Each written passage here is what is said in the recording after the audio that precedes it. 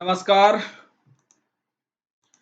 मैं डॉक्टर रमानिवास शर्मा रमन अपने YouTube channel पर साइंस और टेक्नोलॉजी का कॉम्पिटिटिव सेशन लेकर के बच्चों आपके सामने। और आज टिश्यू का अंतिम सेशन है। कनेक्टिव टिश्यू का अंतिम पार्ट लूज कनेक्टिव टिश्यू लेकर के आज हम आपके सामने। जैसा कि ग्राफ में हम आपको बताते आ रहे हैं, जब हमने कनेक्टिव टिश्यू शुरू किया था तभी आपको बताया था कि कनेक्टिव टिश्यू में कई सेशन हमको करने पड़ेंगे। कनेक्टिव टिश्यू में सबसे पहले हमने फ्लूइड पढ़ाया, उसके बाद दूसरा सपोर्टिंग कनेक्टिव टिश्यू पढ़ाया और लास्ट में कनेक्टिव टिश्यू प्रॉपर पढ़ाया, जिसमें कल हमने डेंस वाला पार्ट पूरा किया और आज बारी है लूज कनेक्टिव टिश्यू की। डेंस का मतलब कठोर था और आज हम बात करेंगे लूज कनेक्टिव टिश्यू की। लूज मतलब ढीला ढाला। और ऐसे ही एक ऊतक की संरचना को हमने फ्रंट पेज पर लगाया है। फ्रंट पेज पर हमने एडिपोज टिश्यू को लगाया है। बड़ी बड़ी कोशिकाएं, मोटी कोशिकाएं, जिनके बीच में काफी गैप है, ऐसा आप इस संरचना में देख सकते हैं। सेशन की शुरुआत करें इसके पहले चैनल को सब्सक्राइब करना, लाइक करना और शेयर करना मत भूलिएगा। कैसे कॉम्पिटिटिव एग्जाम में सवाल आएंगे, कोई भी कॉम्पिटिटिव एग्जाम हो, नीट हो, स्टेट पीएससी हो, यूपीएससी हो, एसएससी हो, पीएनएसटी हो या वनडे का कोई एग्जाम हो, जब आपकी थ्योरी मजबूत रहेगी तो सवाल कहीं से भी आए आपसे बनेगा। तो पूरी थ्योरी पढ़ा करके इस सेशन में टिश्यू के सारे 11 जो हमारे सेशन हुए हैं, 11 सेशन में हमने पूरा का पूरा टिश्यू आपको पढ़ाया है। तो इस पूरे 11 सेशन को जब कभी आप पढ़िए तो पूरा टिश्यू आपका पूरा हो जाएगा और इसमें आप ऑब्जेक्टिव खोजने की कोशिश कीजिएगा। कैसे सवाल आते हैं ये पढ़ने की कोशिश कीजिएगा। और जो बच्चे आंसर राइटिंग का सेशन करते होंगे वो आंसर राइटिंग इसमें ढूंढेंगे। हमने आंसर राइटिंग भी करवाया है। तो चले सेशन की ओर और आइए फिर से आपको याद दिला दें कि कॉमन जो ओरिजिन होती है, ये भी सवाल एक बार नीट में पूछा गया कि कनेक्टिव टिश्यू की ओरिजिन किससे होती है। तो याद रखिएगा इसकी ओरिजिन मीजन काइमेटस से होती है, यानी मीजोडर्म से होती है, यानी मध्य कला से होती है। याद कर लीजिए, मीजन काइमेटस होती है यानी मध्य कला से होती है।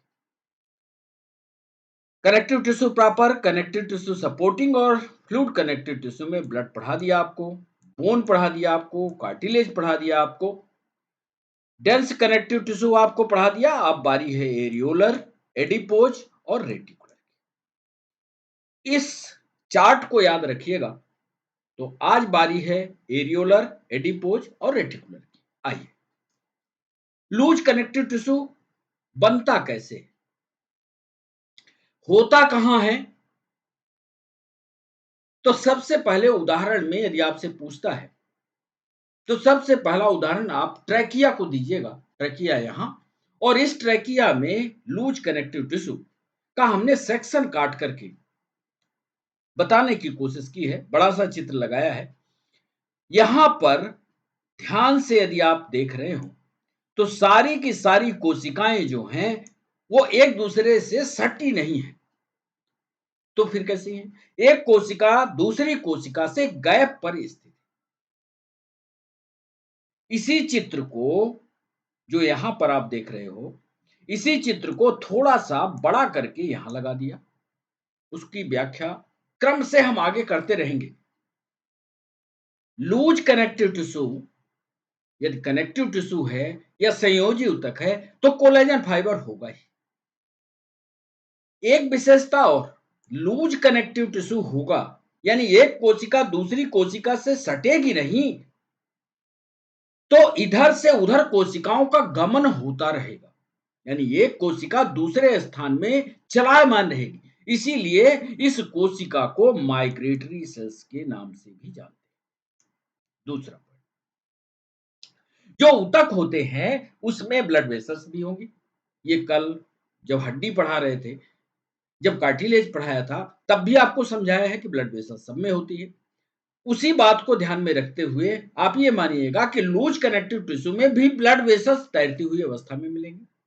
अब आइए लूज कनेक्टिव टिश्यू को विस्तार से थोड़ा समझने की कोशिश कीजिए कि होता क्या है loose connective tissue. Loose connective tissue में याद कीजिएगा फाइब्रोब्लास्ट सेल होती है। सभी कॉम्पिटिटिव पॉइंट है, नीट, पीएनएसटी, ये सारी चीजें जरूरी है। एक बार पहले नाम सुनिए, फिर आगे ले चल के हम आपको इसका काम बताएंगे, इसका फायदा क्या होता है आपके शरीर में ये बताएंगे, और कैसे कॉम्पिटिटिव एग्जाम में सवाल पूछे जाते हैं ये भी बताएंगे। फाइब्रोब्लास्ट, नाम याद करिए, फाइब्रोब्लास्ट, मास्ट कोशिका, माइक्रोफेजेज, ल्यूकोसाइट, ये चार नाम याद कर लीजिए। पक्का मानिए, नीट हो, पीएनएसटी हो, वनडे एग्जाम, एमपीएसआई हो, पीएससी हो, यूपीएससी हो, ये चार नाम पूछता जरूर है। चार नामों को यदि आप जानते होंगे तो बहुत अच्छा, नहीं जानते होंगे तो उसका हिंदी और अंग्रेजी दोनों में पीडीएफ लेकर के आज के सेशन में हम आए हैं और अलग अलग इन कोशिकाओं को आपको समझाएंगे। A lot of ground substance, इसके अलावा लूज कनेक्टिव टिश्यू में बहुत ज्यादा मात्रा में आधारीय पदार्थ होता है। समझ गए? आधारीय पदार्थ का मतलब बेसल मटेरियल, जिसमें ये पूरा का पूरा ऊतक लटका होगा, घूमता होगा, आधार देता होगा, वो मात्रा सबसे ज्यादा। कोलेजन की मात्रा और इलास्टिक फाइबर की मात्रा कम होती है। बहुत इंपॉर्टेंट, याद करो। कोलेजन की मात्रा, कोलेजन जो लंबे धागे जैसी रचना, और इलास्टिक जिसमें लोच की मात्रा होती है, प्लास्टिक का गुण होता है, उसकी मात्रा कम, और फॉर्म्स लेमिना प्रोपिया सपोर्ट ओवरलेइंग। एक विशेष रचना का निर्माण ये कनेक्टिव टिश्यू करता है। कौन सा? लूज कनेक्टिव टिश्यू एक विशेष रचना का निर्माण करता है जिसका नाम लेमिना प्रोपिया है।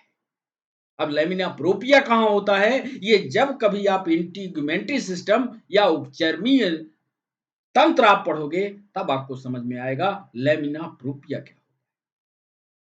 ये जो ऊपर की चमड़ी होती है, इसके सपोर्ट के लिए नीचे से एक बल मिलता है जो इसकी रचना को सपोर्ट करता है। तो इसको खोजिएगा, लेमिना प्रोपिया क्या है, कहां होता है, त्वचा के नीचे कितनी गहराई में होता है, ये जानकारी इकट्ठा कीजिएगा। जिस पर अक्सर सवाल कॉम्पिटिटिव एग्जाम में पूछे जाते हैं, उनको हमने 4 पॉइंट में समेट करके आपके लिए लिखा है, और इन्हीं 4 पॉइंट पर लेकर के हम पूरा सेशन जो है केंद्रित करेंगे। किस पर? फाइब्रोब्लास्ट पर, मास्ट कोशिका पर, माइक्रोफेज अवस्था पर, ल्यूकोसाइट पर, ग्राउंड सब्सटेंस जिसकी मात्रा बहुत ज्यादा है, कम मात्रा में कोलेजन और इलास्टिक फाइबर होंगे, और ये जो लेमिना प्रोपिया बनाते हैं जो एपिथेलियम को सपोर्ट देता है। तो आज का सेशन इन्हीं 4 बातों को लेकर के आगे। जो लूज कनेक्टिव टिश्यू होता है बच्चों, वो 3 प्रकार का होता है। याद करना ये भी, लूज कनेक्टिव टिश्यू 3 प्रकार का होता है। टाइप, टाइप कितना? 3 प्रकार का होता है, जिसको कहते हैं एरियोलर, जिसको कहते हैं एडिपोज, और जिसको कहते हैं रेटिकुलर। एरियोलर की हिंदी होती है हवा वाला, एडिपोज का होता है फैट वाला, और रेटिकुलर का मतलब होता है जालिकावर। हिंदी वाले बच्चे आगे हिंदी है, ध्यान से चित्र को देखो और आपके लिए ऑब्जेक्टिव तैयार हो जाएगा। एरियोलर टिश्यू में इलास्टिक फाइबर है, दूसरा कोलेजन फाइबर है, और ये तीनों, दोनों elastic fibre, collagen fibre ground substance में फैले हुए। समझ गए?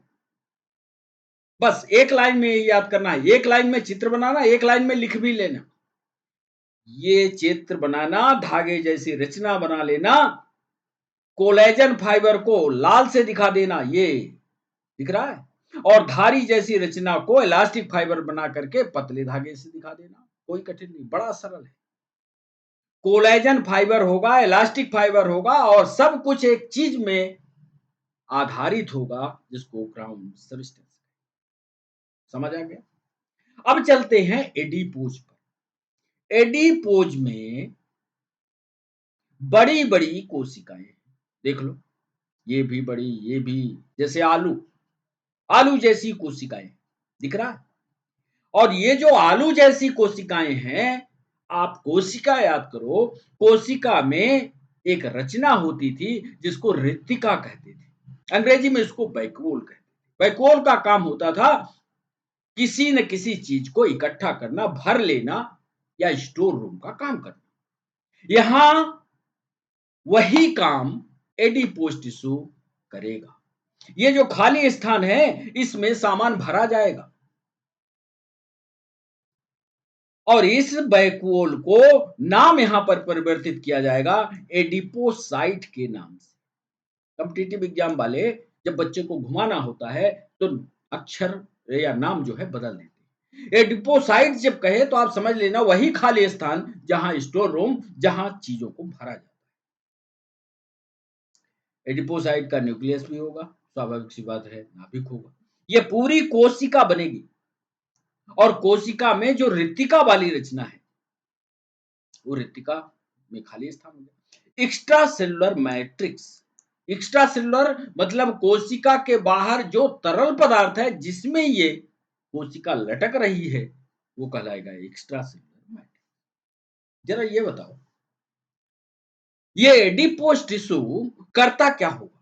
अब तो हमने आपको खाली स्थान भी दे दिया, तो आपके दिमाग में ये सवाल उठता होगा कि जब इसके पास खाली स्थान है तो ये कहीं ना कहीं से भोजन ले आता होगा और अपने अंदर भर लेता होगा। पता है आपको, जब आप खाना खूब जड़ के खाते हो, धमक के खाते हो, ताकत से खाते हो, काम नहीं करते हो, तो ये खाना, ये कोशिकाएं सक्रिय होती हैं और समेट करके लाती हैं और इन्हीं गड्ढों में भर लेती हैं। अब गड्ढे भर गए, और ये गड्ढे जब भर जाते हैं तो आपकी चमड़ी जो है, जो दुबली पतली दिख रही थी, वो एडिपोज के गड्ढों के भर जाने के कारण या रिक्तिकाओं के भर जाने के कारण आपकी चमड़ी कैसी हो जाती है? मोटी। आपको याद आता होगा एडिपोज टिश्यू। अक्सर जो मोटे आदमी में जो खाल होती है, चमड़ी होती है, वो एडिपोज टिश्यू के कारण मोटी।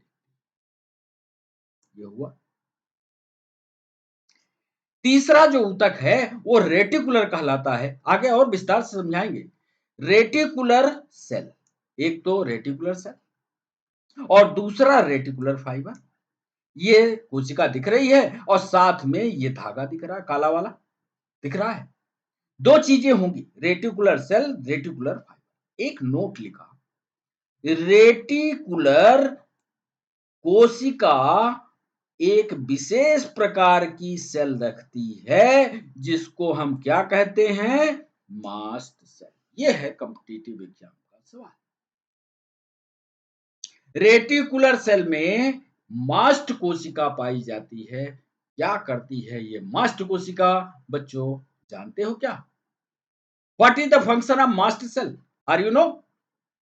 किसी बच्चे को पता होगा, किसी बच्चे को नहीं पता होगा, लेकिन मास्ट सेल के बारे में हमने अलग से पन्ना लगाया है, आज उसको समझाएंगे। करती क्या है मास्ट सेल? आ गया। इसका रिव्यू यदि हम दें आपको, तो एक एक करके क्रम से एक एक ऊतक को पढ़ाते जाते हैं। पहला लिया हमने एरियोल। एरियोल में डिस्क्रिप्शन दिया, लिखा उसके बारे में। कॉम्पिटिटिव एग्जाम में ऐसे ही नोट्स बनेगा। जेल लाइक होगा, जेल तो जानते हो, विथ 3 टाइप ऑफ फाइबर। याद करो, fibroblast, macrophage, mast cell and some white blood cell. अभी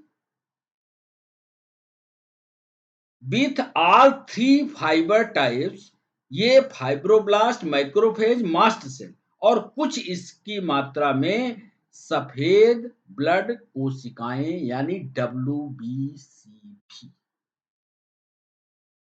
बड़ा इंपॉर्टेंट है, इतना डिस्क्रिप्शन आपके लिए बहुत जरूरी है, कॉम्पिटिटिव एग्जाम में यहीं से सवाल निकालेगा।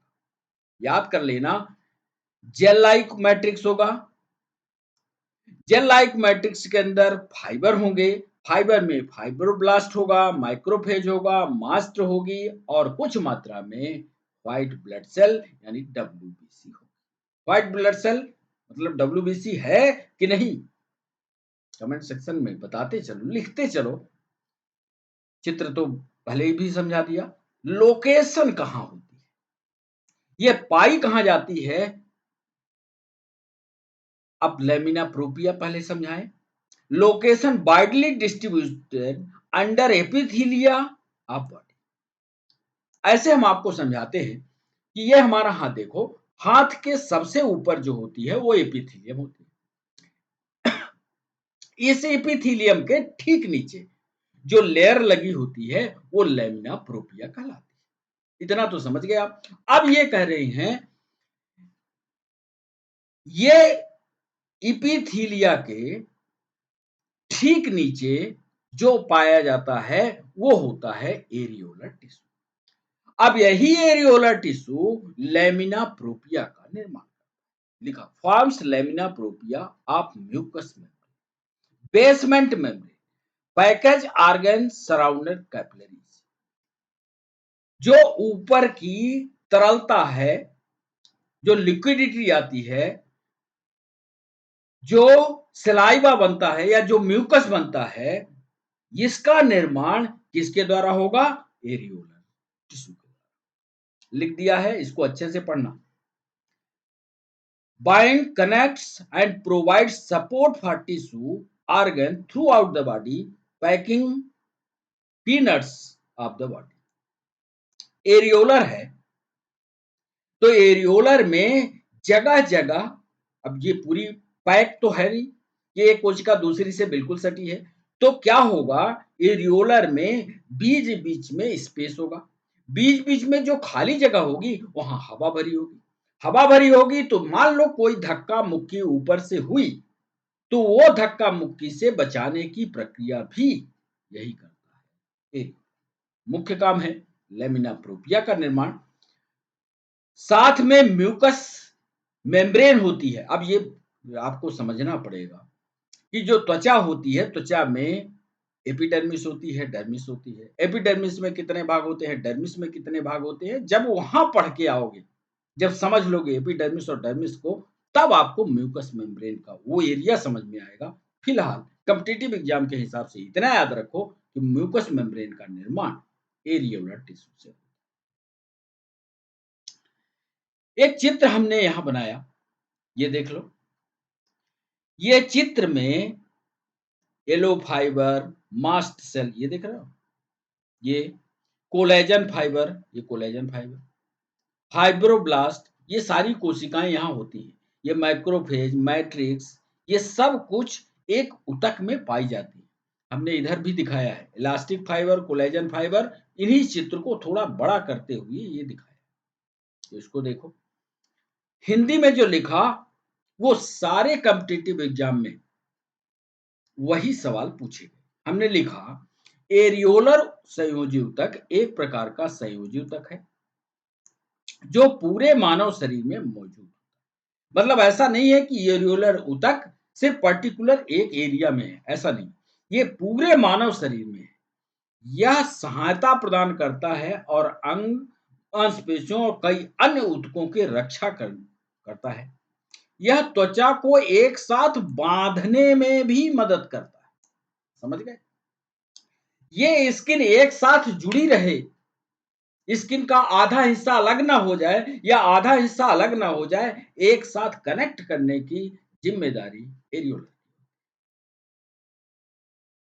कार्य देखो अलग लिखा, कार्य क्या क्या है, यह सुरक्षात्मक ढांचा प्रदान करता है, सुरक्षात्मक ढांचा प्रदान करता है, प्रमुख संरचनाओं को यथास्थान पर रखता है, जो संरचना जहां की है वहीं पर रहे, इधर से उधर न खिसक जाए।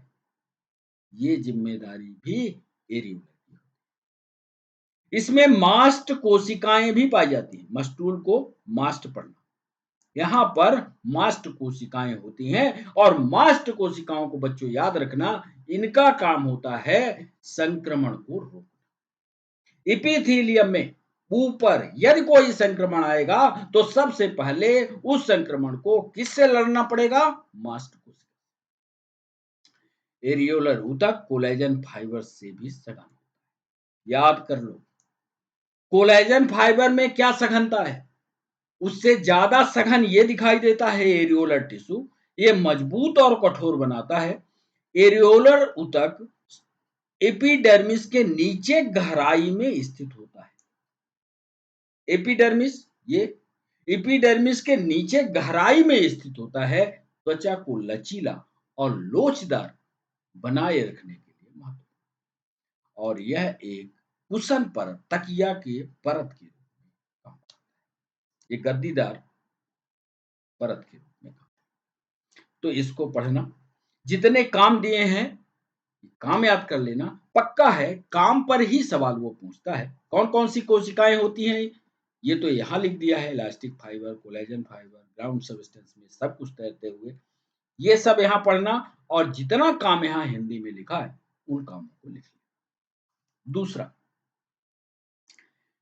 दूसरा है एडिपोज।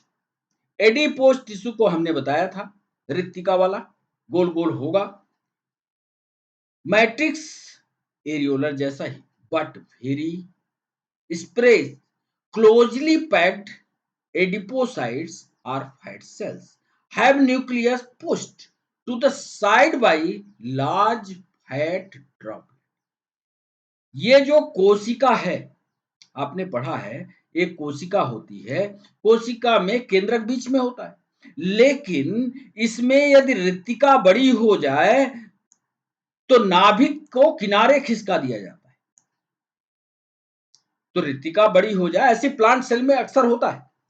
तो ये रिक्तिका जो बड़ी हो गई, अर्थात ये कलेक्शन चेंबर जो है उसका बड़ा हो गया। यही चीज यहां भी कर रहा है, push to the side by large fat droplet. ये लार्ज फैट का ड्रॉपलेट दिखता है जो इकट्ठा करने के लिए फैट के कलेक्शन का एक चेंबर देखा। प्रोवाइड रिजर्व फूड, यह रिजर्व फूड रखता है हमारे, इंसुलेट अगेंस्ट हीटलर।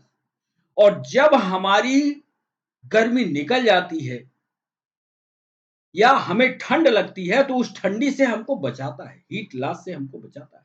सपोर्ट प्रोटेक्टर, यही मोटापा जो है हमारे अंदर वाले अंगों की रक्षा भी करता है। कोई दुबला पतला आदमी हो और लुढ़क जाए तो उसकी हड्डी पसली टूट जाती है, लेकिन अच्छा खासा मोटा आदमी गिर भी जाए तो हड्डी नहीं टूटती। White fat more common in adults, सफेद फैट सामान्य रूप से, इस लाइन को भी याद करना और अपने आप में देखना। White fat more common in adults, brown fat in babies to provide warmth, can not severe to generate heat, under skin, around heart, kidney and abdomen.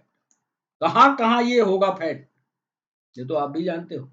यदि मोटे होगे तो जानते होगे, न मोटे होगे तो कोई बात नहीं। बच्चों में इतना हम बता देते हैं, जो बड़ा होगा उसमें जो फैट का कलेक्शन होता है वो सफेद होता है, लेकिन एक छोटा बेबी यदि मोटा हो रहा है तो उसमें लामी होती है, ब्राउन कलर का उसका फैट का कलेक्शन। ये जेनेटिक्स पर भी हम आपको पढ़ाएंगे। एक जो सवाल पूछे गए उसको हमने हिंदी में शामिल किया है। विशेष प्रकार का संयोजी ऊतक है, वसा और लिपिड कोशिकाएं होती हैं जिन्हें एपिडोसाइट कहा जाता है। एक स्वस्थ व्यक्ति के शरीर के कुल वजन का 25%, याद कर लो, 25%, 20 से 25% फैट। वसा ऊतक का मुख्य कार्य वसा के रूप में ऊर्जा का भंडारण।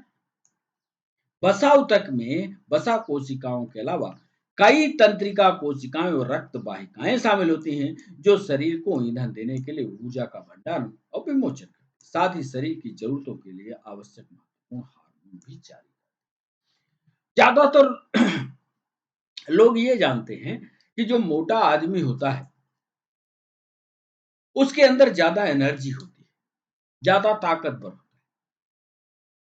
लेकिन फैट की जो एनर्जी निकलती है उसमें एनर्जी के उत्पादन में थोड़ा वक्त लगता है। जैसे ग्लूकोज तुरंत एनर्जी देता है, आप ऐसा पढ़ोगे। और फैट जो होता है उसके जलने के बाद जो ऊर्जा निकलने का समय होता है थोड़ा लेट होता है। मोटा आदमी जब एनर्जी का उत्पादन करता है तो धीरे धीरे करके करता है।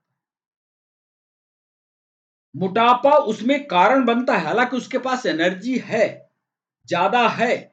लेकिन दुबला आदमी जो होता है वो एनर्जी का उत्पादन जल्दी करता है। एनर्जी है कम पर एनर्जी का उत्पादन। ऐसे सवाल तर्क वाले सवालों में एक बार एमपीएसआई ने पूछा है ऐसे सवाल को, उसकी चर्चा हम जब इसका एमसीक्यू करेंगे तो आपको समझाएंगे। एक तो ये ऊर्जा वाला, और दूसरा जो मोटापे वाले लोग होते हैं उनमें हार्मोन्स का की रिलैक्सेशन की या हार्मोन्स बनाने की प्रक्रिया को रेगुलेट करने की भी प्रक्रिया मोटापे के कारण प्रभावित होती है। याद कर लीजिएगा, मोटापा कोई वरदान नहीं होगा, मोटापा अभिशाप भी होगा, क्योंकि आपके मोटापे के कारण हार्मोन्स जो है कम या ज्यादा हो जाते हैं जिसके कारण बीमारियां भी होती हैं। बसा ऊतक काम का क्या करता है ये देखो। बसा ऊतक कोशिकाओं के भोजन भंडारण के साथ, कोशिकाओं में भंडारण के साथ साथ विभिन्न कार्य करने में मदद करती है। जैसे यह मेटाबॉलिक एक्शन करती है, चयापचय जिसको कहते हैं, कैटाबॉलिज्म एनाबॉलिज्म दोनों को मिला करके होमियोस्टेसिस के शरीर में एक रेगुलर प्रोसेस बनी रहे। जैसे मान लीजिए किसी दिन आप खाना खाए, किसी दिन नहीं खाए, तो लेकिन मेटाबॉलिक प्रोसेस तो एक क्रम से चलनी चाहिए, एक पर्टिकुलर स्पीड उसकी होनी चाहिए। तो जिस दिन आप खाना नहीं खाए तो आपके शरीर से ही फैट को निकाल करके वो मेटाबॉलिक क्रिया को चलाया जाए, तो ये होमियोस्टेसिस भी करता है। बड़ी संख्या में जैव सक्रिय कारकों का उत्पादन भी करता है। बायोएक्टिव जो मटेरियल होता है, बायोएक्टिव फैक्टर्स जो होते हैं उनको का उत्पादन भी करता है। यह अंतःस्रावी ग्रंथि के रूप में भी कार्य करती है जो हार्मोन के उत्पादन के लिए जिम्मेदार है। मान लीजिए जिसमें एडिपोज टिश्यू नहीं है तो आप ये समझिए जो बिल्कुल दुबला पतला टिटरा आदमी होगा उसमें हार्मोन्स जो है डिस्टर्ब 100%। एक स्वस्थ आदमी का, अब ऐसा नहीं कर दीजिए कोई हाथी टाइप का हो जाएगा तो उसमें सारे हार्मोन्स आ जाएंगे या सारे हार्मोन बैलेंस मिलेंगे। एक स्वस्थ आदमी का मोटापा भी जरूरी है, ये ध्यान रखिए। फैट सेल का एडिपोज टिश्यू का होना जरूरी है क्योंकि वो हार्मोनल बैलेंस भी करता है। जब कभी हम एंडोक्राइन सिस्टम आपको पढ़ाएंगे तो एडिपोज को ऐसा बताएंगे कि ये हार्मोन्स का सिक्रीशन भी करते हैं। साथ एडिपोज का मुख्य कार्य है, कोई अंग यदि काम करते करते थक जाता है तो विश्राम के लिए वो एडिपोज को ही गद्दा और तकिए की तरह इस्तेमाल। तीसरा और अंतिम है रेटिकुलर जालिका।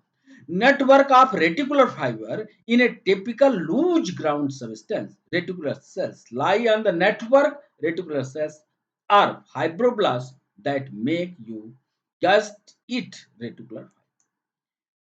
जो फाइबर कोलेजन के हो, इलास्टिक के हो, वो जालिकाबद्ध अवस्था में चले जाते हैं, इधर से उधर घूम करके चले जाते हैं।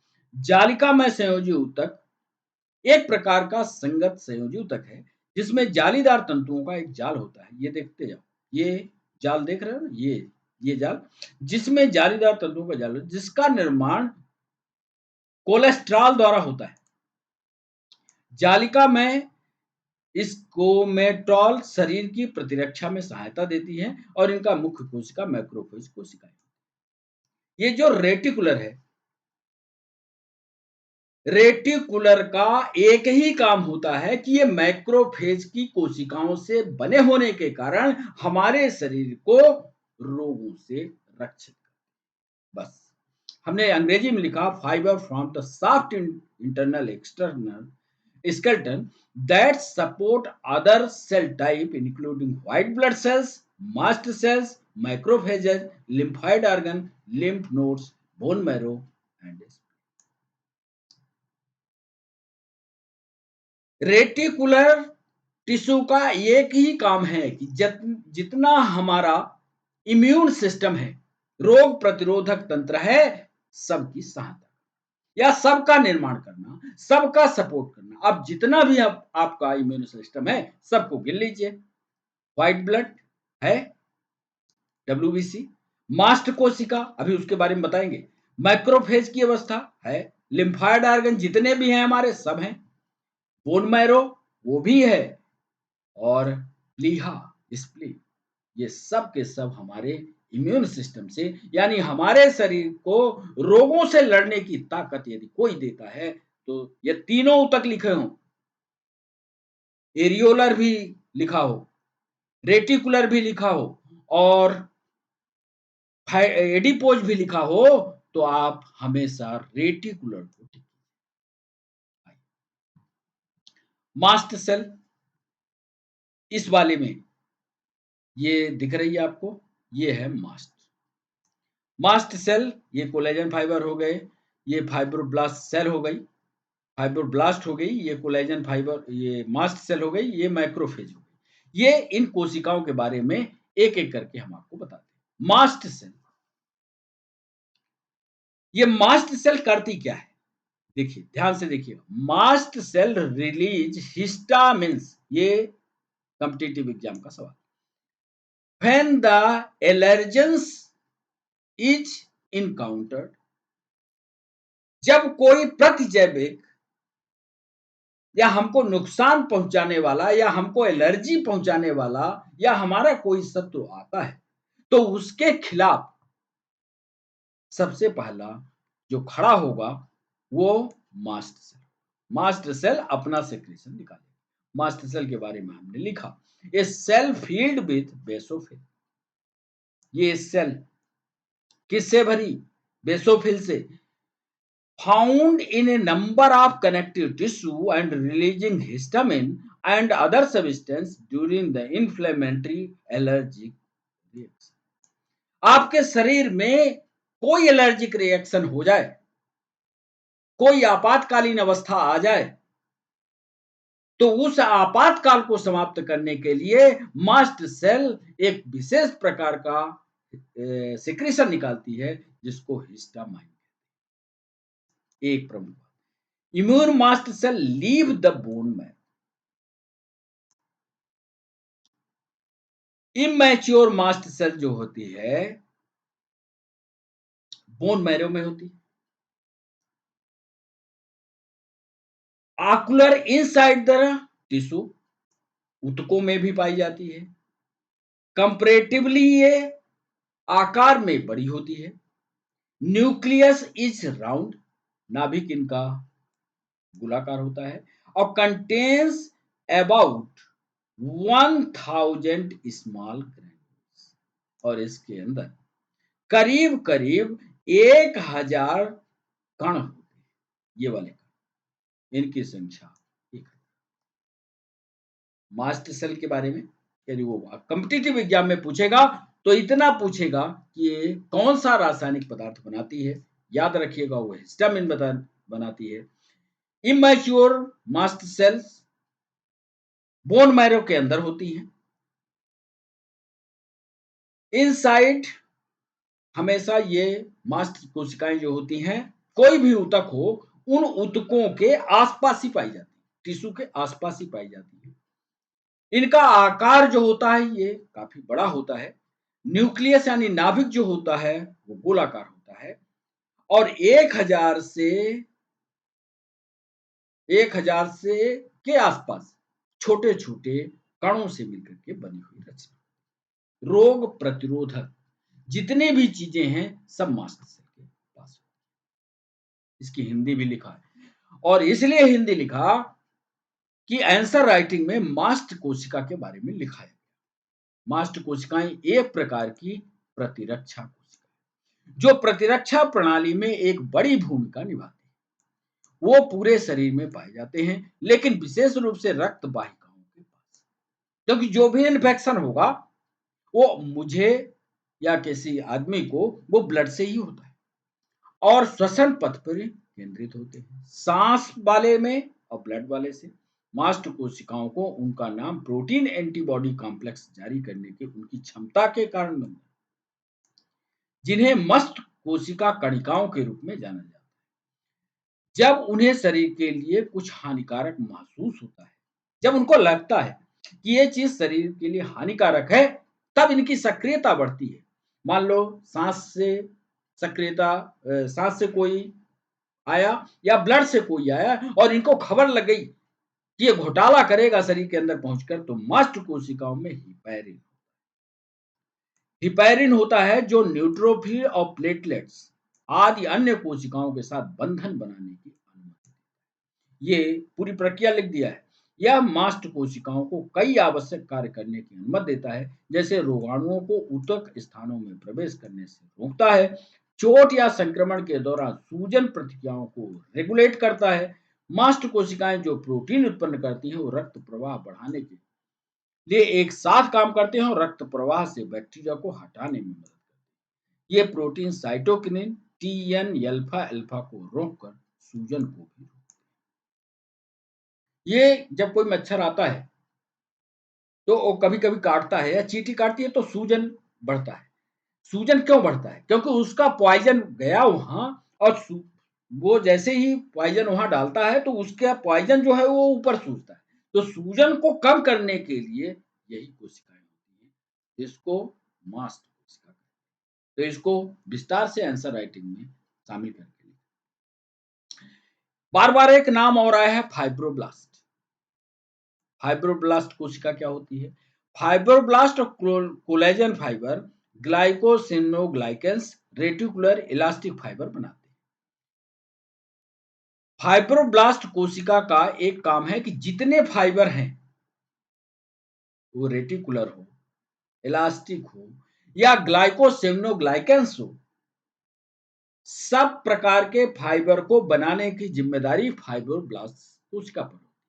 बढ़ते हुए व्यक्तियों के फाइब्रोब्लास्ट विभाजित और संश्लेषित कर रहे हैं। मान लीजिए किसी व्यक्ति की लंबाई बढ़ रही है तो लंबाई बढ़ने में ऊतक भी बढ़ेगा, हड्डी जैसे बढ़ती है ऐसे ऊतक भी बढ़े। इन ऊतक, हड्डी भी एक ऊतक है, ये ऊतकों को बढ़ने के लिए कौन सी कोशिका जिम्मेदार होगी? फाइब्रोब्लास्ट होगी। ऊतक क्षति फाइब्रोसाइट्स को उत्तेजित। मान लीजिए कोई ऊतक समाप्त हो गया, टूट गया, उसमें रोग आ गया, नुकसान हुआ, तो नई फाइब्रोसाइट्स के द्वारा उस ऊतक की रिपेयरिंग भी इसी के द्वारा होगी। फाइब्रोब्लास्ट ऊतक के चोट के प्रति प्रतिरक्षा प्रक्रिया में भी महत्वपूर्ण भूमिका निभाते हैं। यदि मान लीजिए चोट लग गई तो इम्यूनिटी की भी जिम्मेदारी फाइब्रोब्लास्ट सेल पर। ये सारे गुण इधर हिंदी में लिखिएगा। Fibroblast appear to play an important role in wound healing। कोई घाव हो जाएगा तो fibroblast, this activity is thought to be regulated by cell known as fibrocyte. अब घाव कैसे होगा? मान लीजिए यहां पर कोई धारदार चीज लग गई तो वो घाव बना। अब घाव को खत्म करने के लिए यदि वहां पर नया ऊतक बना दिया जाए तभी तो घाव भर जाएगा। तो नए ऊतक को बनाने की जिम्मेदारी या घाव को भरने की जिम्मेदारी, दोनों बातें एक ही है। नए ऊतक को बनाने की जिम्मेदारी या घाव को भरने की जिम्मेदारी किसकी होती है? Fibroblast cell. Following tissue injury, fibroblasts migrate to the site of damage where they deposit new collagen and facilitate the healing। तो ये होता है फाइब्रोब्लास्ट सेल का चित्र। इसमें जितनी चीजें लिखी हुई हैं ये फिश शेप होती है, मछली का जैसा आकार होता है करीब करीब उसी के जैसे होती हैं। इसमें नाभिक होगा, ये जो संरचना होगी, ये सारी संरचना को पढ़ना है, ये फाइब्रोब्लास्ट। एक ये मैक्रोफेज की अवस्था, मैक्रोफेज की अवस्था पहले समझ लो, फिर उधर दिखाते हैं हम आपको। श्वेत रक्त कणिका का एक प्रकार जो विदेशी पदार्थों माने जो बाहर से आ रहे हैं, विदेशी पदार्थों को निगलने और प्रतिरक्षा प्रक्रिया शुरू करके विदेशी पदार्थों को खत्म करने में मदद। मान लीजिए कोई आक्रमण हमारे शरीर में किसी बैक्टीरिया, कोई बैक्टीरिया हमारे शरीर के अंदर आ गया, तो वो हमारे लिए विदेशी हुआ। अब उस बैक्टीरिया को हमें समाप्त करना है, तो उसको समाप्त करने के लिए जो कोशिका मदद करेगी, वो कोशिका मैक्रोफेज अवस्था की कहलाएगी। होता क्या है, मैक्रोफेज रेटिकुलोडो एंडोथेलियल सिस्टम या मोनोन्यूक्लियर फैगोसाइटोसिस सिस्टम, ये घटक है उसका और शरीर के लगभग सभी ऊतकों में पाई जाती है। कुछ उदाहरणों में मैक्रोफेज ऊतकों के भीतर एक ही स्थान पर स्थित होते हैं, जैसे कि लिम्फ नोड्स आंत्र के इंटेस्टाइनल दीवार में। अन्य मामलों में वो ढीले संयोजी ऊतक में भटक सकते हैं। रिक्त स्थान पर एक समूह के रूप में उनमें अन्य कोशिकाएं संक्रामक एजेंटों और कुछ रंगों और कोलाइड सहित कई अन्य सूक्ष्म कणों को निगलने की क्षमता होती है। मैक्रोफेज विदेशी कणों के अंतर्ग्रहण और संसाधित करके उन्हें लिम्फोसाइट द्वारा पहचाने योग्य बनाने में महत्वपूर्ण भूमिका निभाते हैं, जो प्रतिरक्षा प्रक्रिया की विशिष्टता को निर्धारित। ये मैक्रोफेज की अवस्था जो होती है, जो विदेशी आया उस विदेशी से हमारे शरीर को नुकसान है, ये पहचानने की मुख्य व्यवस्था मैक्रोफेज की। अब कैसे पहचाना जाएगा किसी चीज को, उसके लिए एक टेस्ट करते हैं। इस चित्र में देखिए, ये ध्यान से देखिए, ये बैक्टीरिया आया बाहर से और ये बैक्टीरिया जैसे ही इस कोशिका के पास आया, पहले तो ये बैक्टीरिया यहाँ घूम फिर रहा है, देख रहे हो, ये बैक्टीरिया इसके पास गया, ये बैक्टीरिया ने इसको टेस्ट किया। अब टेस्ट तो ऐसे करेगा नहीं कि उसके पास सारी मशीनरी हो टेस्ट कर लेगा, तो ये क्या करता है, अपनी सेल वाल को, अपनी जो बाहर की दीवार है उसको खोलता है, चलो भाई अंदर आ जाओ। ये बैक्टीरिया जी गए अंदर। अब जब ये अंदर गए तो ये दीवार को कर लिया बंद। अब इनकी हुई पिसाई, ये देखो हुई पिसाई। अब इसके पास हाइड्रोलिटिक एंजाइम होते हैं। हाइड्रोलिटिक एंजाइम का मतलब होता है पाचन करने वाले एंजाइम। इनने क्या किया, इनको पचा लिया। ये देखो,